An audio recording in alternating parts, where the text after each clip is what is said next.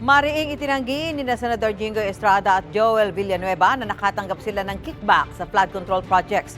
Sa pagdinig kahapon sa Kamara, sinabi ni dating DPWH Assistant District Engineer Bryce Hernandez, dineliver pa raw sa bahay ng dalawang senador ang kanilang porsyento. May unang balita, si Tina Panganiban Perez.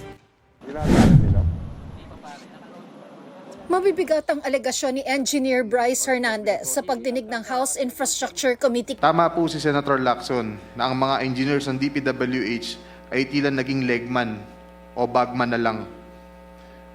Kung tatanungin niyo po ako kung sino o kanino kami naging bagman, sasagutin ko na po ngayon. Sabi ni Senator Marcoleta kahapon, ligtas ka na. Hindi po ito totoo. Si Senator Jingoy Estrada, Senator Joel Villanueva, Yusek Robert Bernardo, at D. Alcantara. Dalawang senador at isang dating undersecretary ng DPWH ang kanyang tinuro na kumikickback umano sa flood control project sa Bulacan. Si Senator Jingoy po ay nagbaba ng 355 million ngayong 2025 sa mga ilang projects sa Bulacan. At ang sabi po ng boss ko dito ay 30% ang commitment dito. 600 million pesos last 2023 from Senator Joel Villanueva. At ang SOP nito ay 30% din. Ang 30% commitment o SOP na sinasabi ni Engineer Hernandez ay yung napunta sa mga senador. Kung susumahin, 106.5 million pesos ang 30% ng 355 million pesos. 180 million naman ang 30% ng 600 million. Na-deliver daw ang SOP na ito kay dating District Engineer Henry Alcantara base sa sinabi umano niya kay Hernandez. Si D. Alcantara namin ang masasabing chief implementer. Siya po ang kumakausap sa lahat ng politiko na involved dito. At least 3% po siya sa lahat ng projects na dumadaan sa opisina namin. At pinapasabi pa nga sa amin sa mga kontraktor na kung gusto niyong magkaroon ng maraming project sa susunod, ay magbigay kayo ng additional na 2% sa kanya. Parang finder's fee daw. Ayon kay Hernandez, si Alcantara umano ang nagde-deliver ng pera sa mga politiko at kay dating DPWH Undersecretary Roberto Bernardo na nagbitiw na kamakailan. Ang para kay Villanueva, hinatid pa raw mismo sa bahay ng senador. Dineliver sa bahay niya sa Bukawi ni D. Alcantara at dating hepe ng aming construction si Engineer JP Mendoza. Minsan sabi ni Hernandez, sa opisina niya sa DPWH Bulacan pinadadala ni Alcantara ang pera, tulad ng dinala ni Sally Santos ng Sims Construction. Sa office ko po dinadala ni Sally Santos lahat ng pera na nakakahon. Can you tell us, before this committee, kung gaano nakalaki ang dinalang pera ni Sally Santos sa office mo? Mula po nung 2022, billion na po. Lahat po ng dinedeliver ni Sally Santos na pera na nakakahon, wala po akong ginagalaw doon. Yun po ay pinakukuha rin ng boss ko sa opisina ko. Kaya lang po doon pinapalagay kasi wala pong taong umaakit doon sa opisina ko. Wala po akong katabing opisina doon. Napakasanto mo naman. Yung bilyon na hindi nababawasan at wala ka man lang party doon. Mula 2022. Teka muna, 2022 hanggang anong taon? Yung bilyon na yon? 2025 po. 2022 to 2025. Okay. So sabihin na natin, pag-deliver sa opisina mo, para kanino yon? Para kay District Engineer Henry Alcantara. Itinanggi ni Alcantara ang lahat ng sinabi ni Hernandez. Wala raw siyang tinatanggap na pera at di rin siya kumausap ng mga politiko at nagde-deliver ng porsyento. Yung sinasabi niya po na dinala niya sa akin ng pera, hindi po totoo. Wala po akong tinatanggap tungkol po sa nanggagaling na transaksyon nila kay Sally Santos. Sa Senado, binanggit po ni Sally na sila po ang nangongontrata. Paano niya po ibibigay sa akin? Kung iyon po ay kontrata nila.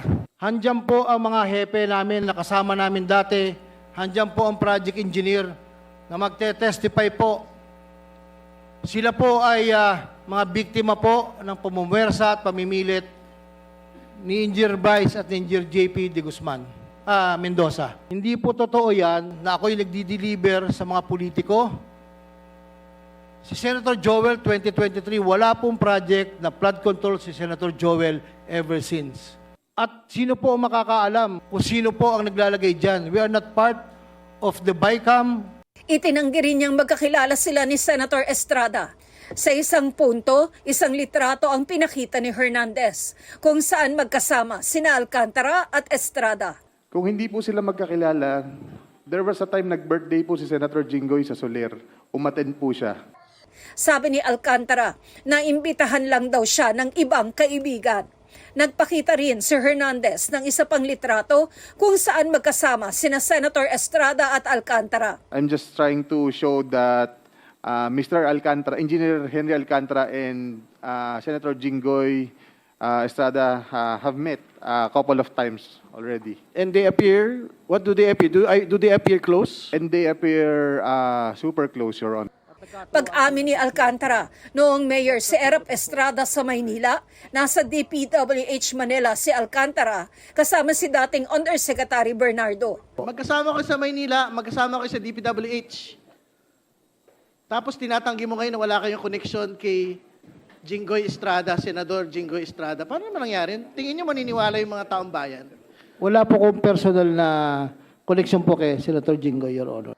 Nagpakita rin si Hernandez ng mga litrato ng bulto-bultong pera na dineliver daw kay Alcantara. Nakaparte-parte na raw ang pera, depende sa pagbibigyan sa utos ni Alcantara. Pero di sinabi kung para kanino. Yung pera po na yon, nasa bahay na po yun. I think po, yan po ay pera ng contractor po na nakolekta na gamit ang ibang lisensya. Ipinakita rin ang screenshot ng mga disappearing messages umano sa isang messaging app sa pagitan daw ni na Senator Villanueva at Alcantara. Kinunan daw ito ng picture ni Engineer JP Mendoza na nagsabing ito raw ay tungkol sa requests para sa multipurpose buildings. Noong October 2023 na kung saan nagre-request po si Senator Joel ng yung mga binasa po ni Engineer Bryce ng flood control. Sinasabi ni Senator Joel na mababa lang yung kanyang pondo, subalit siya ang majority floor, isa siyang majority floor leader siya noong that time and member siya ng Commission on Appointment. Yung una po, yung kay Senator Joel, ang tanda ko po dyan, nagre-request po siya ng mga multipurpose building kay Secretary at that time. Tapos po, nung nandun po kami sa hearing sa Senate, kinausap ko po siya, sabi niya, nagre-request ako kay Secretary, ipapollow up po na lang. Ilan po yan? Wala naman po nakalagay dyan na ako'y may transaksyon ng financial sa kanya. Marihing itinanggi ni na Senator Estrada at Senator Villanueva ang mga alegasyon laban sa kanila. Naggalit talaga ako. Talaga napamura ako. Napakasinungaling nitong taon to. If Mr. Hernandez truly stands by his allegations, I challenge him right now to take a lie detector test with me. Let us settle this once and for all and show the public who is telling the truth. Uulitin ko at parang sirang plaka na po ako, Mr. President. Wala po ako kailanman naging flood control project. Pinalaki po ako ng magulang ko na naniniwala ako sa langit at impyerno. Giit ni Estrada, hindi niya kakilala si Hernandez. Just common sense. Will you think I will be actively participating in this investigation na nandun siya, nakilala ko siya, nagbibigay siya ng pera sa akin? Siguro he wants to get even with me because I was the one who cited him in contempt at pinakulong sa Senado. Hindi rin daw niya kakilala si Alcantara, kaugnay ng picture nila na pinakita sa pagdinig.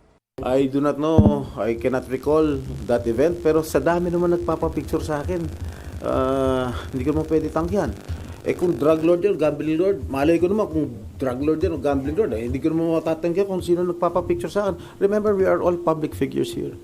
Balak din daw niyang magsampa ng reklamo laban kay Hernandez. Si Villanueva, iginiit na wala siyang tinatago at hindi rin daw niya pagtataksilan ang kanyang mga prinsipyo.